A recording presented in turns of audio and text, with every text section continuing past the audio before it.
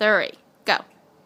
Okay, so I am here with my friend Christine, and she has a son with autism. And I'm just going to ask her a few questions, just so we can get an idea of what her life is like, raising a son with autism. So Christine, when did you notice that your son was experiencing difficulties? And what were some of the behaviors that you noticed?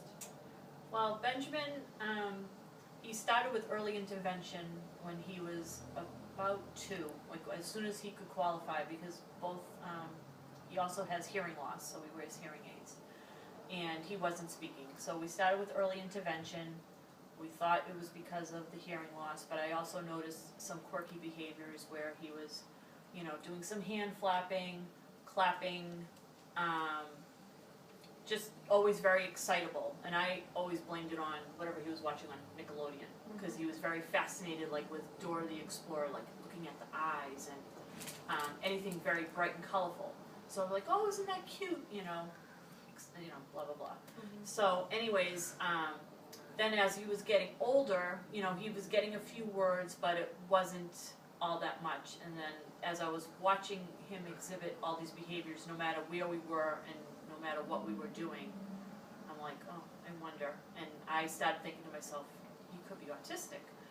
And it was one of those things where you just didn't want to face reality, but I talked to my girlfriends, I talked to my mother, and she had said, well, you need to talk to Dr. Sachs and see what she thinks. And, Dr. Sachs was like, well, it doesn't hurt, let's get him tested. And we went through the whole ordeal of going to see a I don't know if it's, not neuros, anyways, he had neuropsychological testing, I guess is what the word is. And anyway, so I brought him for testing when he was just over 4 years old. He just turned 4, and he went and had the battery of testing. And the testing went well. The doctor said that she wasn't sure if she could pull out as much as the reports from early intervention were saying that he was doing. Okay.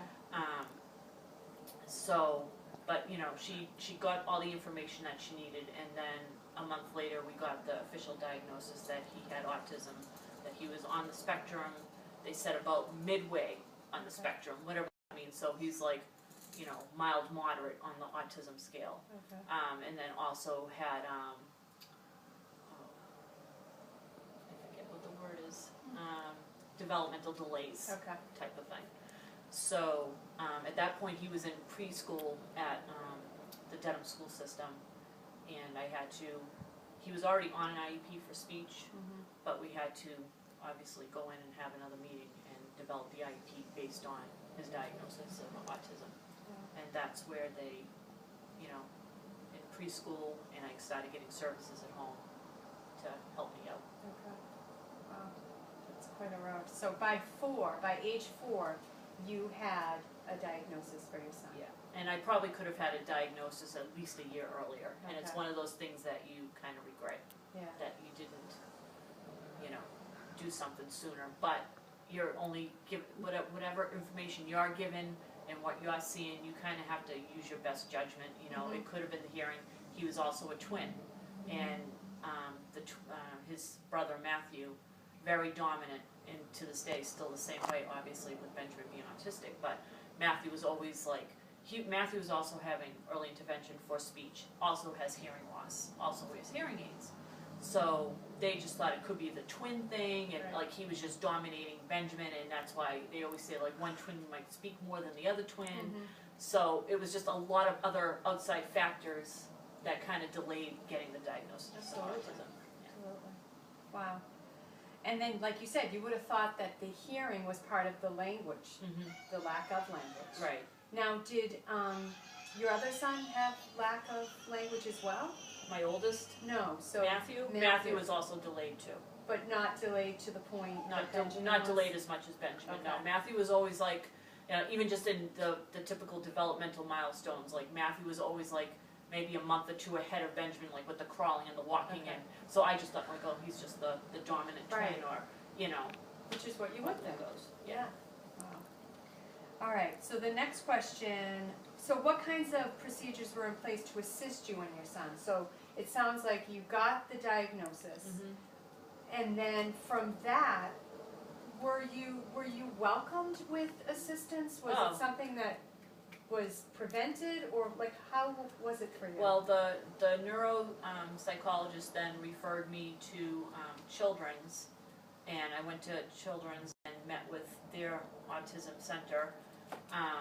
And I must admit, I haven't been all that great with. He actually should be retested, and I haven't had it done yet, and that's bad on me. But you know, when I went to Children's, they provided me with, you know, they give you all this information, all the pamphlets, all the like, oh, you know, there's, you know, support groups, and you know, look into this, that, and the other thing. But the main support I got at that point in time was really just through the school system, and they got me the outside services where I had a person coming to the house twice a week to work with Benjamin. It's called, it was applied behavioral analysis, and that's the system that he uses is ABA. And I had the head person for the school system. She would come to the house and talk to myself and my husband in regards to, you know, what are different things that we wanted to work on with Benjamin, what we should, you know, start with, and then what we can move on to into the future. And it was mostly, like, at that point in time, since he didn't have much language, it was mostly like just the behaviors of, you know, consistently clapping or screeching or jumping up and down, and like just like those kind of behaviors were things like we wanted to, like, all right, well, how can we assist him, like, to say this isn't the, you know, you shouldn't be doing this now, like, because he would do that, like, you know, if we were out in a store, or so it was just like little things like that. And then we went into more of like, you know, the classroom learning and the speaking and the social stuff. So the ABA specialist was, she was our support system. Her name was Jen Stevens at the time, and she was just wonderful. So, and then they, she was working with him exclusively for the twice a week, and then we'd also have a monthly, just a parent meeting where she would say, okay, this is where we're at with him, you know, this is how many trials of, you know, different things they were working on with him in the school setting, and then as well as what she was doing with him during the home visits. And then, okay, this is what we're thinking of doing next. Like, she always was involved us in, you know, what do you want to work on, what do you think is important, that kind of thing. And then obviously she would work with the classroom teachers, like in his preschool classroom. You know, she would give them the tools that they needed, whether it was, you know, it was mostly visuals and using a schedule, because everything with Benjamin would be visual. So there was a lot of things in place. So it was very, very helpful. And then when it got to the point of, it was going to be more like classroom instruction, kindergarten. We also had, I should also back up and say that he also went through extended summer. So he would go to school during the summer for 6 weeks, and also have like, you know, they would work on speech, and also he had OT during the school year because he did not like to write, doesn't like to color. So he had all those extra services, and that would continue on during the summer so that he wouldn't lose any of the skills that he was learning. And to this day, he's 10 years old now and in the 4th grade, he still has extended school year. Which is so necessary. It is, because they can't, you know, you definitely, like, during this school vacation, they had 2 weeks off. She sent home, his teacher sent home a packet of homework to work on, just so they would keep up with the skills and the routines, and, you know, because you try your best to do it at home, which is hard. I have 2 other children, and, you know, sometimes you're like, oh, I'm just not doing enough with Benjamin, but then it's also like, okay, he gets worked so hard during that school day, it's like he needs a break as well. You know? He does. So. He does. It's like he works extra hard, because he's got to learn all the things that automatically come to us and other children. So, so my next question is, what steps did you need to take with your son's school? What is the educational plan that he is on? And it sounds like you answered a lot of that. Yeah, that's with the IEP and. So his IEP, he's autistic. Yeah. And all of that is in place to support that. Yep. Is he in a regular ed classroom, or He's in a substantially separate classroom, and the classroom it shouldn't go more than 10 kids, and if it does, then they get extra aids. When he went to kindergarten, I had to fight and got it. I wanted him to have a one-to-one aide sitting with him at all times, even when he went to the inclusion yeah, classroom, yeah. because he would go to that classroom for morning meeting, so Okay. he would be in a regular ed, kindergarten class, and he still does this to this day through 4th grade. Okay. Regular ed class for morning meeting, Uh-huh. and then he would also be with that class during gym, art, and music. Okay. And it's great because then he gets to be with these other kids, and they do different things with him, like they would have snack buddies and lunch buddies, and sometimes they would have a certain child be with him out at recess, like to engage him in like this typical social type of things, like, oh, do you want to play catch? Do you want to go on the swing, or what do you eat? It was just more like just to get that social piece Yeah. going with kids that were not autistic. Yes. And does the aide stay with him during those times as well, the one-on-one? Yes. Okay. Yes, so, and he still has his one-to-one aide right now. Okay.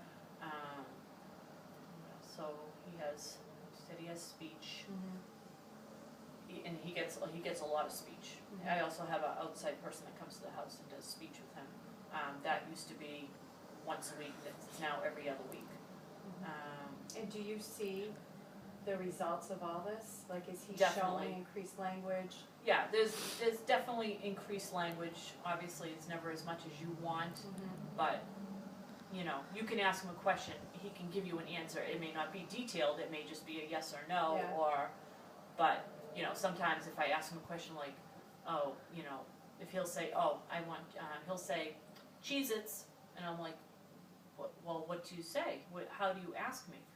And he'll say, I'll say, okay, what do we do? And he said, Mom, I want Cheez-Its, please. So you kind of, like, sometimes you have to, like, give those constant reminders, like, you need to try and use, a full sentence. Like, he has the language in there, it's just that he'll just, like, it got to the point, too, where, when he was younger, we would know what he would want. Like, he'd be like, point to something, and we would just get it from him, Yeah. instead of, like, making him pull the language out of Right. him and actually ask. Right. So that's like a constant struggle, because, there are days where you're just like, oh, I'm just so tired, and, Right. okay, Benjamin, what do you want?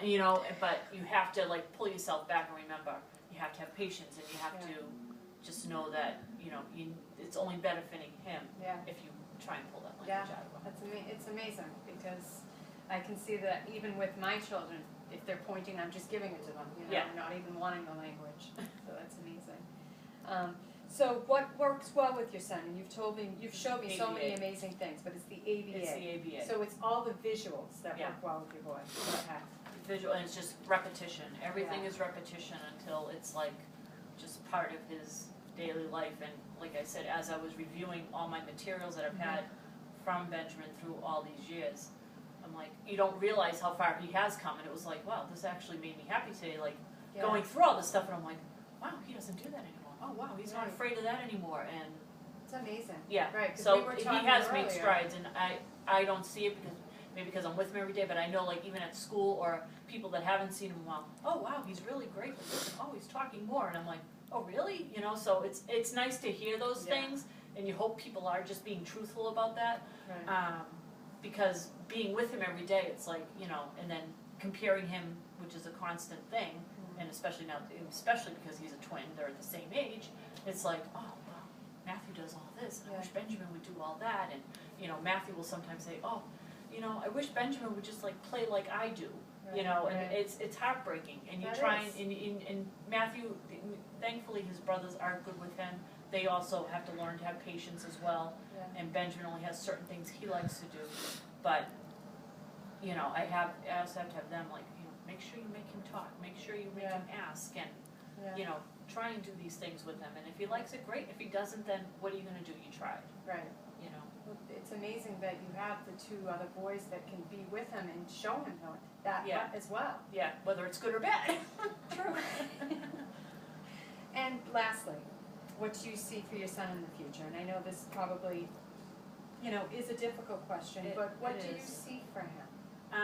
Basically, he has a wonderful teacher this year, and she's just basically just saying, you know what, we need to focus on just general life skills. You want to be able to have him go to the store, know how to work with money, buy something on his own, or be able to, you know, this is how I'm going to get to the library today. It's just basic, it's life skills now that we're starting to work on, and that's basically where I'm seeing his future right now. Is I want to look into schools that focus more on the life skills, on, you know, perhaps him down the road, you know, when he's 18 or over, maybe staying at these schools and they have like these living quarters where they all live together, and he's going to learn how to, you know, basically, you know, do basic things like laundry and cooking and that kind of stuff. I want him to be able to have some sort of independence, or, you know, get a job, however simple it is, but just something, you know. It's hard to say right now, but, you know. No, but You see it, and you're hoping, you just hope for the best. You hope that he's gonna have some sort of life outside of living with mom and dad for the rest of his life. You know, you're hoping that he's gonna be able to live like in a group home, or, you know, maybe live on his own. You just don't know. Yeah, you don't. You don't know. No, but he's so fortunate to have you. Oh, thank you. Christine, thank you so much. Oh, no problem. The end. As you have me crying.